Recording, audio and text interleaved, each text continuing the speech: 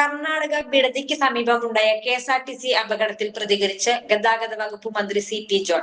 സംഭവത്തിൽ പ്രാഥമിക പരിശോധന നടത്തിയെന്നും വാഹനത്തിന് പഴക്കമില്ലെന്ന് വ്യക്തമായെന്നും CP ജോൺ പറഞ്ഞു. ഡ്രൈവർ മിഥിലേഷ് ലോങ് ട്രിപ്പ് ഓടിച്ചിരുന്ന ആളാണ്.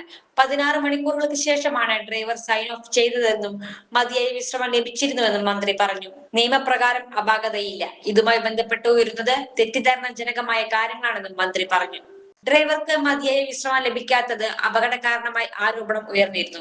അപകടത്തിന് തൊട്ടു മുൻപുള്ള ദിവസം മൈസൂരുവിൽ നിന്ന് കോഴിക്കോട്ടേക്കുള്ള ബസ് ഓടിച്ച ഡ്രൈവറെ അന്ന് രാത്രി തന്നെ ബംഗളൂരുവിലേക്കുള്ള ദീർഘദൂര സർവീസിന് വീണ്ടും അയച്ചുവെന്നും ആക്ഷേപമുണ്ടായിരുന്നു. ഇതിനു പുറമെ ദീർഘദൂര സർവീസുകളിൽ പരിചയസമ്പന്നരായ ഡ്രൈവർമാരെ നിയോഗിക്കുന്ന പതിവ് രീതിക്ക് വിരുദ്ധമായി താൽക്കാലിക ജീവനക്കാരാണ് ബസ് ഓടിച്ചതെന്നും വിമർശനം ഉയർന്നിരുന്നു. ഇതിനിടെയാണ് മന്ത്രിയുടെ പ്രതികരണം. News desk any time news. Johnson ഒപ്റ്റിക്കൽസിൽ തിങ്കൾ, ബുധൻ, വെള്ളി ദിവസങ്ങളിൽ രാവിലെ 10 മുതൽ ഉച്ചയ്ക്ക് 1 മണിവരെ കണ്ണു ഡോക്ടറുടെ സേവനം ലഭ്യമാണ്. എല്ലാ ബ്രാൻഡഡ് ഫ്രെയിമുകളും ഇവിടെ ലഭ്യമാണ്. ഡ്രൈവിംഗ് ലൈസൻസിനുള്ള സർട്ടിഫിക്കറ്റുകൾ കൂടാതെ ഡോക്ടർമാർ നിർദ്ദേശിക്കുന്ന എല്ലാ തരം കണ്ണടകളും ജോൺസൺ ഒപ്റ്റിക്കൽസിൽ നിന്നും ലഭിക്കുന്നു. ജോൺസൺ കണ്ണട വ്യാപാരം, ഡിവൈൻ ആശുപത്രിക്ക് എതിർവശം, വടക്കാഞ്ചേരി.